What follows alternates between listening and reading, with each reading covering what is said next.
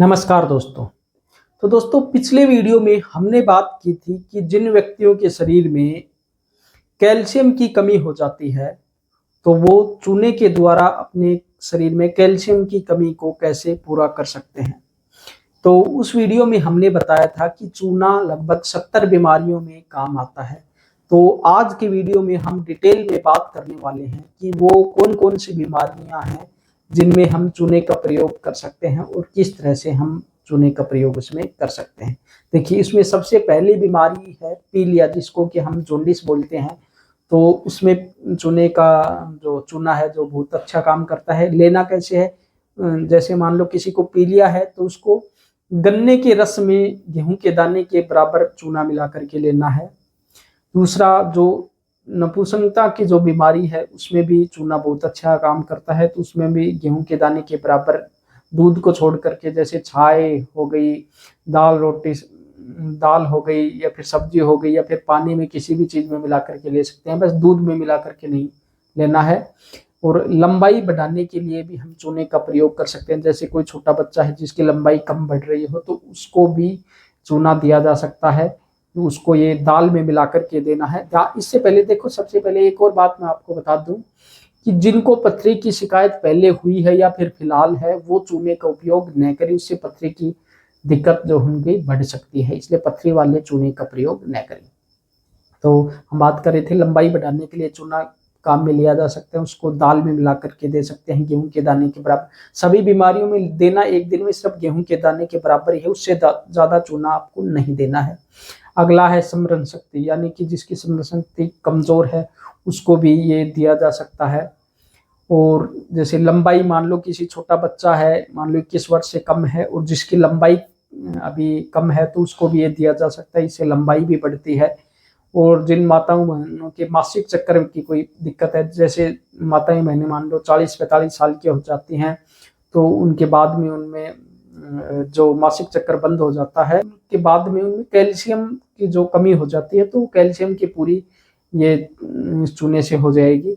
अगला है गर्भावस्था में भी चूने का प्रयोग किया जा सकता है। जैसे गर्भावस्था में यदि हम किसी माताओं को चूने का प्रयोग कराते हैं तो उसमें अनार के रस में उनको देना है। उससे क्या फायदा होगा? एक तो बच्चे की जो नॉर्मल डिलीवरी होने के चांस बढ़ जाते हैं, पूरे चांस होंगे कि बच्चे की डिलीवरी नॉर्मल होगी, बच्चा तंदुरुस्त होगा, हष्ट-पुष्ट पैदा होगा, बच्चे की जो इम्यूनिटी है वो अच्छी होगी, वो जल्दी बीमार नहीं पड़ेगा, बहुत ही ज़्यादा होशियार होगा, दिमाग उसका बहुत ही ज़्यादा तेज होगा। और अगला है, जैसे घुटने का में दर्द है किसी को भी तो वो भी चूने का प्रयोग कर सकते हैं। कमर में दर्द है तो चूने का प्रयोग कर सकते हैं। कंधे का दर्द है या फिर टूटी जैसे हड्डी टूट जाती है तो उसको भी जल्दी जोड़ने में मदद करता है। तो कोई भी दर्द हो या फिर टूटी हड्डी को जोड़ने में हम चूने का प्रयोग कर सकते हैं। मुँह में मान लो छाले हो गए हैं तो वो चूने का पानी पीने से वो भी बहुत जल्दी ठीक हो जाते हैं। और मान लो किसी में यानी कि खून की कमी हो, तो खून की कमी हो गई हो तो अनार के रस में हम चूने का प्रयोग कर सकते हैं। उससे उनकी जो खून की कमी है वो बहुत जल्दी पूरी हो जाती है। इससे आँखों की रोशनी भी बढ़ती है। यदि रेगुलर चूने का प्रयोग करते हैं तो उससे आँखों की रोशनी भी बढ़ती है। बाल मजबूत होते हैं, जैसे किसी के बाल कमज़ोर हों तो वो भी चूने का प्रयोग कर सकते हैं। घुटने में गिर्स, यानी कि घुटने में जैसे कट-कट की आवाज़ आनी या फिर घुटने की गिर्स कम हो गई हो, घिसाव हो गया हो, तो उसमें भी हम चूने का प्रयोग कर सकते हैं। या फिर रक्त या कफ के और भी जैसे बहुत सारे रोग होते हैं तो उनमें भी चूने का प्रयोग हो सकता है। जिनको नींद नहीं आती, नींद कम आती है तो वो भी चूने का प्रयोग कर सकते हैं। हाथ-पैर मान लो सुन्न हो जाते हैं तो वो भी चूने का प्रयोग कर सकते हैं। और भी बहुत सारी बीमारियाँ हैं जिनमें कि चूने का प्रयोग किया जा सकता है। तो इतनी सारी बीमारियाँ हैं जिनमें एक नॉर्मल छोटी-सी मेडिसिन है, बिल्कुल सस्ता है।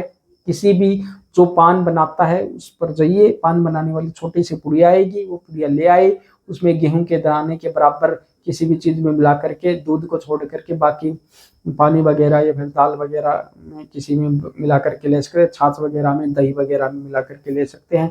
खाना शुरू कर दीजिए, ये सारी बीमारियाँ आपकी ठीक हो जाएगी। देखो, लिमिट से ज़्यादा आपको कुछ भी नहीं करना है। कोई भी दवाई चाहे लो, वो एक लिमिट तक ही सुरक्षित है। मान लो लिमिट से ज़्यादा ही, मान लो आप तो दिन का गेहूं के दाने के बराबर ज़्यादा लिया तो वो भी नुकसान करेगा। और एक लंबे समय तक यदि किसी भी दवाई को हम लेंगे तो वो भी नुकसान करेगी।